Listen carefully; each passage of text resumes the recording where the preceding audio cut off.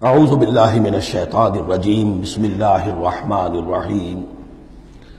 سورہ حدید سے قرآن حکیم میں جو مکی اور مدنی صورتوں کے 7 گروپ ہیں، ان میں سے چھٹے گروپ کی مدنی صورتوں کا آغاز ہو رہا ہے۔ یہ مقام اس اعتبار سے بہت اہم ہے کہ ایک تو یہ کہ پورے قرآن مجید میں تعداد کے اعتبار سے مدنی صورتوں کا یہ سب سے بڑا گلدستہ ہے۔ سورہ حدید سے شروع ہو کر جو 27ویں پارے کی آخری صورت ہے، پھر سورہ تحریم تک کہ جو 28ویں پارے کی آخری صورت ہے، یہ مسلسل صورتیں ہیں 10۔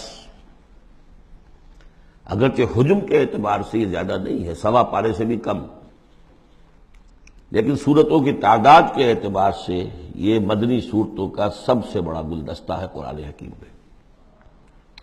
اس لیے کہ ذہن میں تازہ کر لیجئے، پہلے سورہ بقرہ، آل عمران، سورہ نساء، سورہ مائدہ، اگرچہ 6.25 پارے لیکن صورتیں تو 4 ہی تھیں۔ پھر سورہ انفال، سورہ توبہ 2 صورتیں، پھر سورہ نور 1 صورت، پھر سورہ احزاب 1 صورت، پھر 3 صورتیں سورہ محمد صلی اللہ علیہ وسلم، سورہ فتح اور سورہ حجرات۔ یہ 10 صورتیں۔ دوسری نمایاں بات ان کی یہ ہے کہ ان میں سے 5 صورتیں وہ ہیں جن کا آغاز ہوتا ہے سبح للہ یا یسبح للہ کے الفاظ سے۔ تسبیح کرتی ہے اللہ کی ہر شے جو آسمانوں میں ہے اور ہر شے جو زمین میں ہے۔ یہ تسبیح کا ذکر فعل ماضی میں بھی ہے، فعل مضارع میں بھی ہے، اور فعل مضارع عربی زبان میں حال اور مستقبل دونوں کو کور کرتا ہے۔ تو گویا کہ زمان و مکان کا پورا احاطہ ہو گیا کہ جو کچھ آسمانوں میں ہے اور جو کچھ زمین میں ہے وہ اللہ کی تسبیح بیان کر رہا ہے، ہمیشہ سے اب بھی کر رہا ہے اور ہمیشہ کرے گا۔ ان صورتوں کا ایک خصوصی پھر نام ہے، ان میں سے المسبحات، وہ صورتیں کہ جو تسبیح باری تعالیٰ کے ذکر سے شروع ہوتی ہیں۔ اس میں شامل کرتے ہیں بعض لوگ سورۃ الاعلیٰ کو بھی، سبح اسم ربک الاعلیٰ، لیکن وہاں وہ حکم کی صورت میں ہے۔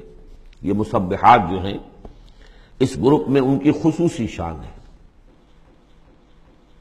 تیسری بات جو کہ مضامین کے اعتبار سے ہے، بلکہ زمانہ نزول کے اعتبار سے پہلے سمجھ لیجئے۔ پہلی بات میں نے عرض کی کہ قرآن حکیم میں مدنی صورتوں کا تعداد سور کے لحاظ سے سب سے بڑا گلدستہ، ان میں سے 5 مسبحات۔ تیسری بات یہ کہ ان سب کا باستثناء واحد زمانہ نزول جو ہے وہ حضور صلی اللہ علیہ وسلم کا جو مدنی دور ہے سیرت مبارکہ کا، اس کا نصف آخر ہے، یعنی سن 5 کے بعد نازل ہوئی ہے، سوائے ایک صورت کے، تو آ جائے گی سامنے۔ باقی جو 9 صورتیں ہیں یہ سب کی سب بات کی ہے۔ اس سے جو متعلق بنتی ہے بات وہ یہ ہے کہ اس زمانے میں مسلمانوں میں جوش جہاد، ذوق شہادت، جذبہ انفاق، بحیثیت مجموعی اس میں کچھ کمی آ گئی تھی۔ یہ کمی میں پہلے بھی اشارہ کر چکا ہوں کہ معاذ اللہ اس اعتبار سے نہیں ہوئی کہ سابقون الاولون کے ذوق میں اور شوق میں اور جذبے میں کمی آ گئی، لیکن چونکہ تعداد بڑھی مسلمانوں کی، اور اب اکثریت ان لوگوں کی تھی کہ جو ایمان لائے ہیں ہجرت کے بعد، ان کی اس طرح کی تربیت تو نہیں ہوئی جیسے کہ مکے والوں کی ہوئی تھی 12 برس تک۔ اس اعتبار سے اوسط جب نکالیں گے تو اوسط کے اعتبار سے یقیناً ادھر کچھ اب اضمحلال کے آثار تھے۔ یہ آیت سورہ انفال میں بھی آ چکی ہے، الآن فیکم ضعف، اب تمہارے اندر کچھ کمزوری آ گئی ہے۔ پہلے تم ایک مومن 10 کافروں پر بھاری ہو سکتا تھا، اب ہم 1 کے مقابلے میں 2 پر فتح دیں گے۔ یہ بات سورہ انفال میں آ چکی ہے، لیکن یہاں خاص طور پر نوٹ کیجئے کہ ان تمام صورتوں کے پس منظر میں وہ اضمحلال ہے۔ نتیجہ یہ ہے کہ ان تمام صورتوں میں مسلمانوں کو جیسے کہ جھنجھوڑا جا رہا ہے، تمہیں کیا ہو گیا؟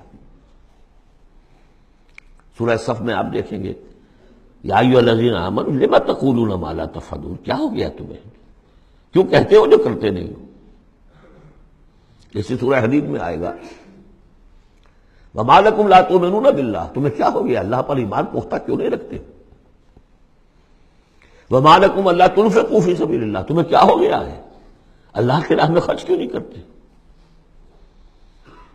اسی طرح سورہ جمعہ میں وَإِذَا رَأَوْا تِجَارَةً أَوْ لَهْوًا انفضوا إِلَيْهَا وَتَرَكُوكَ قَائِمًا، تو گرفت کا پہلو ہے، پکڑ کا، اور جھنجوڑا جا رہا ہے.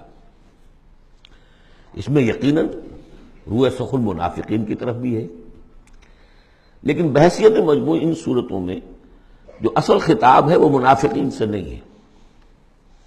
منافقین کے موضوع پر ایک مکمل صورت بھی ہے، اور سورہ حدید میں بھی اس مرض کا جو ہے اس کی پیتھولوجی پورے طور سے بیان کی گئی ہے، مرض پیدا کیسے ہوتا ہے.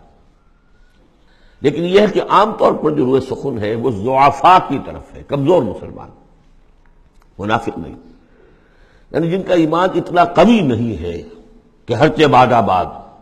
اور یہ میں آپ سے عرض کر چکا ہوں، یہ فرق تو شروع سے بھی تھا.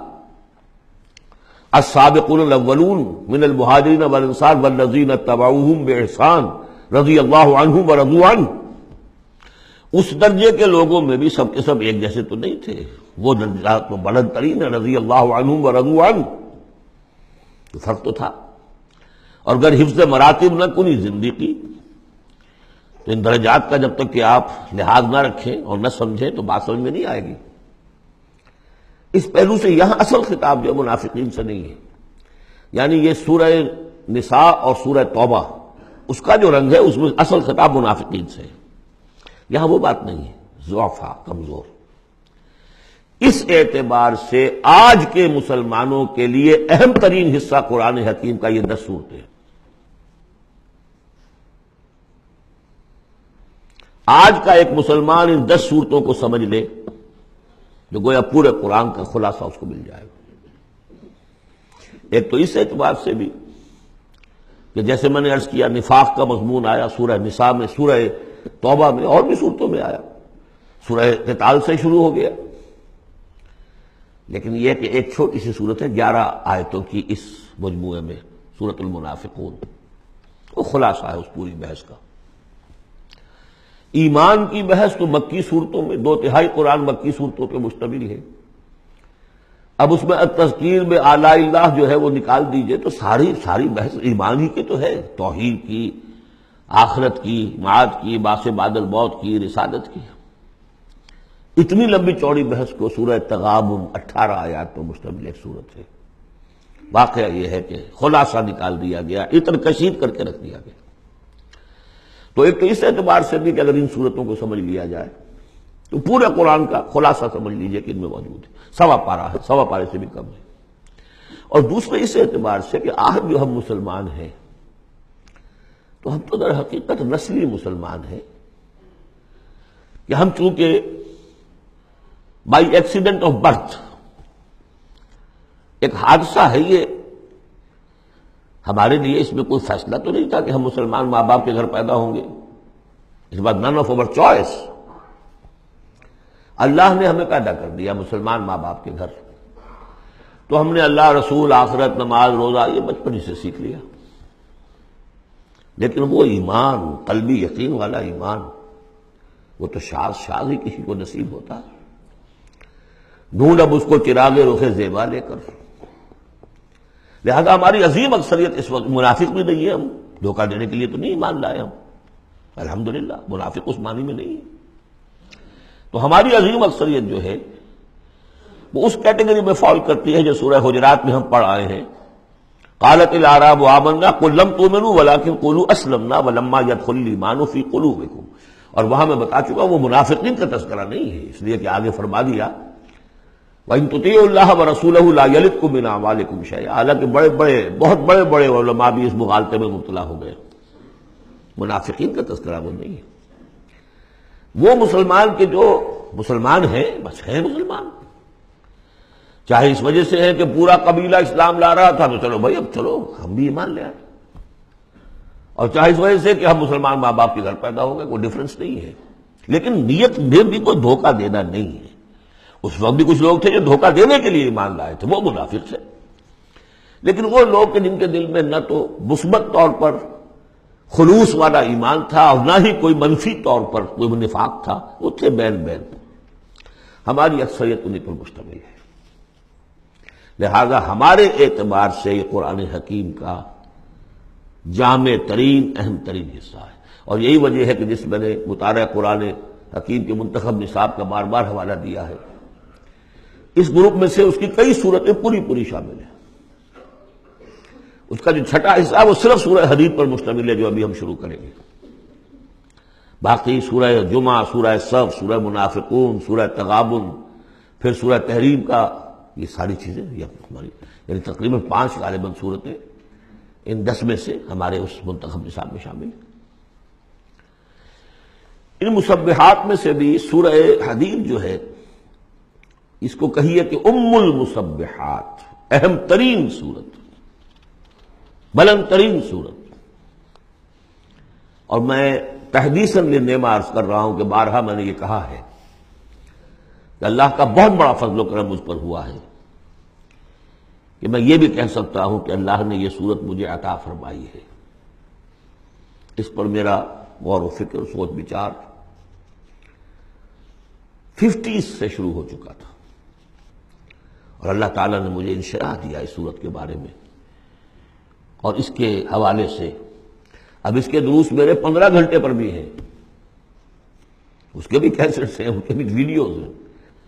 اس میں جو مباحث ہیں عظیم، ان میں سے تو ایک چاہتا ہے کہ عظیم لیکچر اس پر. صدق اللہ العظیم.